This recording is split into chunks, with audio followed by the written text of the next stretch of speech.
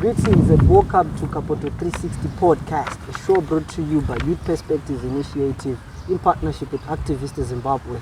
We discuss issues centered on transparency and accountability in Zimbabwe's public finance management. And to discuss today's topic, I'm actually joined by a political economist and a veteran activist, a social and economic justice expert, my mentor, Kule Joy. Kule Joy, welcome to the show. Liam, good afternoon. How are you? I'm very well, thanks. How are you? I'm alright. I'm excited to have you on the show today. I'm excited to be here too. Surely. So, Kule, before we, miss the chance, let's get into the topic. What's your take on Zimbabwe's, in fact, on the state of Zimbabwe's public finance management system? Well, I think one of the factors that, in fact, it's a fact that we all know is that Zimbabwe is endowed with natural resources. And one of the biggest challenges we have battled over the years is actually the management of the natural resources, especially for the public good. So the biggest issue really is actually not about the fact that we have natural resources. And believe me, the responsibility to manage natural resources for the public good sits with the government of the day. So the biggest challenge that we face is the failure by the government, number one, to appropriately manage the natural resources for the public good. Number two, for those that are extracting these resources, on behalf of the country, e.g. the corporate sector, the mining companies, it is also the failure of the government to manage those appropriately in order for this to actually ensure that in terms of taxation, they pay what is due to the government, but also in terms of respecting communities where they mine, they also do the right thing. So the biggest challenge in terms of the wording is about transparency and accountability. So that's the challenge that we face. Okay. Speaking of managing well, purportedly, the government had promised that exchange rates will stabilize, and right now we've seen that there hasn't been a significant move upwards in terms of the Zimbabwean dollar exchange rates against the USD. So do you think at that point the government can have the claim or the right to claim that they've managed the economy well? You must understand that in terms of stabilization of the economy, there cannot be a correlation between stabilizing currency and stabilizing the economy, especially in an economy where all the bulk of your public servants are paid in the Zim dollar. So if they are paid in the Zim dollar, what it means is that the most important thing really is that the economy itself, and the economy is a function of currency, it's a function of the pricing system, it's a function of taxation, it's a function of so many things that speaks to the economy. Now, if you stabilize the currency itself, it does not necessarily mean that the pricing of goods and services goes down.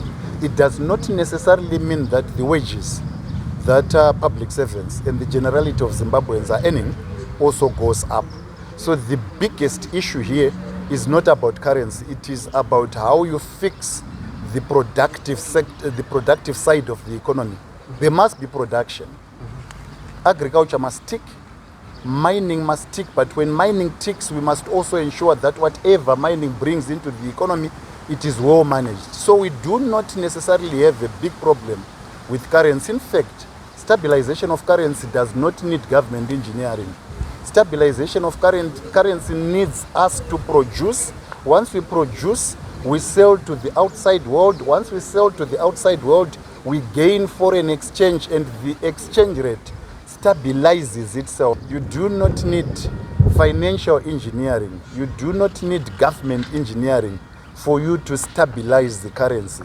The currency can easily stabilize itself if you do the right thing. So fix the productive sector, fix the manufacturing sector, fix agriculture, fix those things that make us earn foreign currency, and then the currency, the rate itself will stabilize, but it will stabilize together with growth.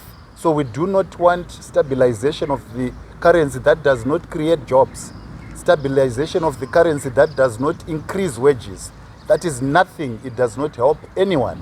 So really, I don't think that this government has succeeded in terms of, taking it that stabilizing the exchange rate also means stabilizing the economy. Yeah. Also speaking of the issue to do with the exchange rate, the RBZ adopted the Dutch foreign exchange model where they have to auction foreign currency. And questions have been raised as to how much foreign currency does the RBZ have, and also how much have they bought so far. And it still comes back to issues to do with transparency and accountability. So the question therefore comes that, do we really have the fundamentals in place to ensure that such kind of information or such kind of realization of transparency and accountability is available? You see, in a normal economy, it is not the responsibility of the central bank to be putting foreign currency on auction. Yes. The central bank's responsibility is about dealing with monetary policies. And monetary policies is not about dealing with the currency issues, as in intervening and actually beginning to allocate.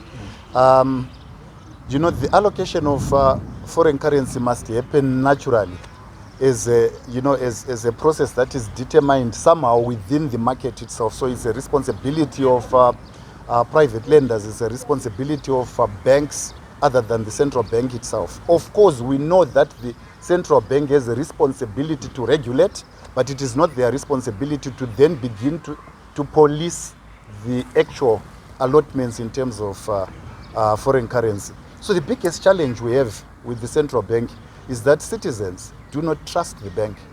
They do not trust the bank because previously we've seen the collapse of the banking sector. Previously we've seen, deals around farm mechanization. In fact, they used to call this quasi-fiscal activities, and they collapsed this economy. So anything the central bank touches, citizens don't trust. Even the information that they share, citizens don't believe that it's genuine information. So in fact, what we need is not this heavy-handedness of the central bank. It is about, number one, the government keeping an eye, but also allowing these natural forces to allow things to happen, to allow trade to happen, but with the government keeping an eye on the impact of these things on the poor and the marginalized. So really, the big issue here is that our central bank is not known for transparency. Our central bank is not known for actually accounting to those that manage the economy in terms of the national fiscus, squeeze so much through taxation. We never know what actually our monies are used for. So really, having the central bank coming through is not helpful to anyone. In fact, nobody trusts the central bank itself. So the other question therefore comes that, so do you have confidence in the architecture we have to ensure transparency and accountability in Zimbabwe? The architecture for transparency and accountability is not an economics issue. It is not a financial issue. It is where politics and economics intersect, and they give you an answer called political economy.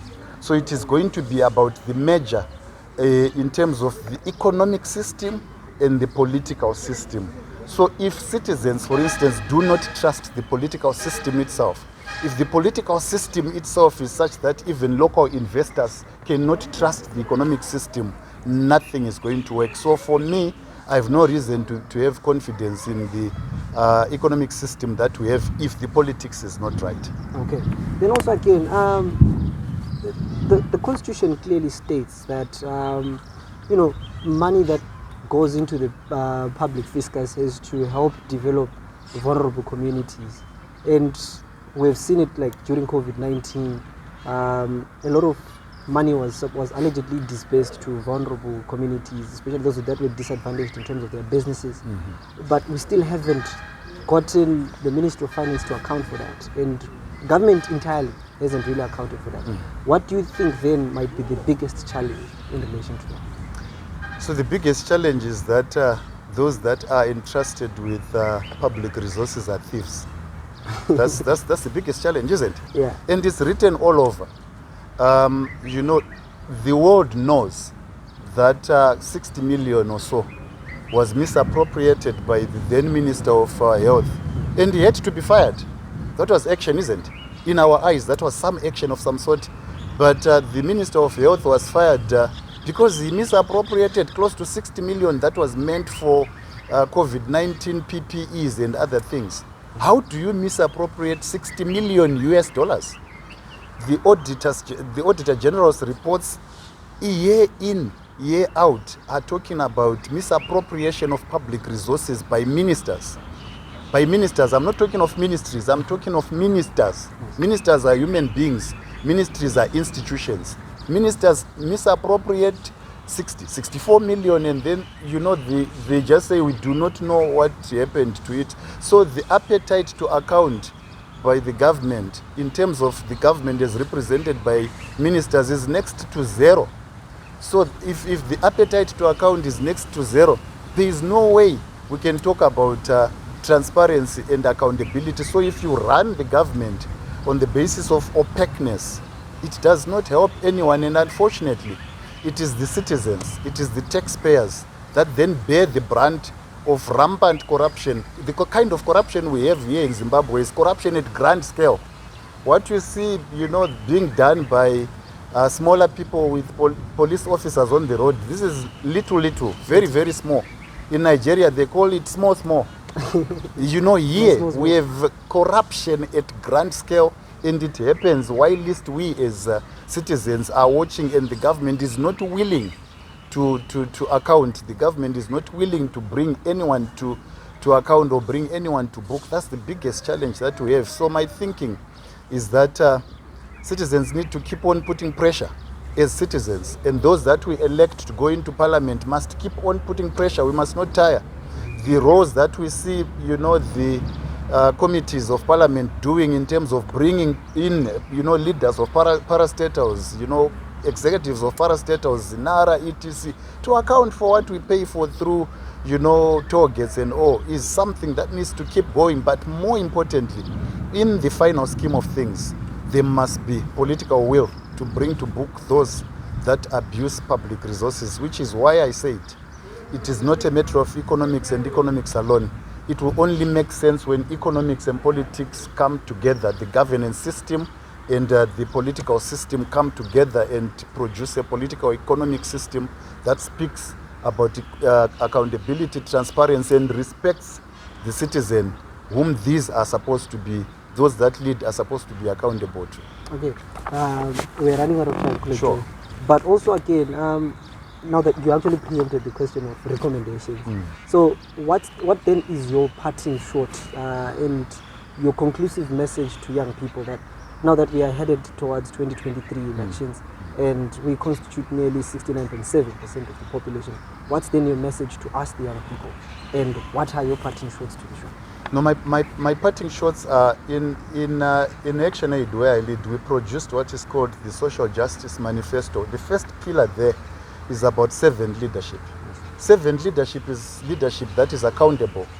It is leadership that promotes, transparency. And we wouldn't be able to prescribe to people who it is to vote for instance, but they must vote for people that promise servant leadership. But also, it is now time, young people must begin to understand that they cannot wait forever to begin to get into the spaces where things are changed.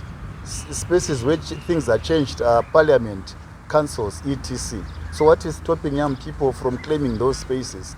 So if young people get in and they don't account, citizens will also go for young people.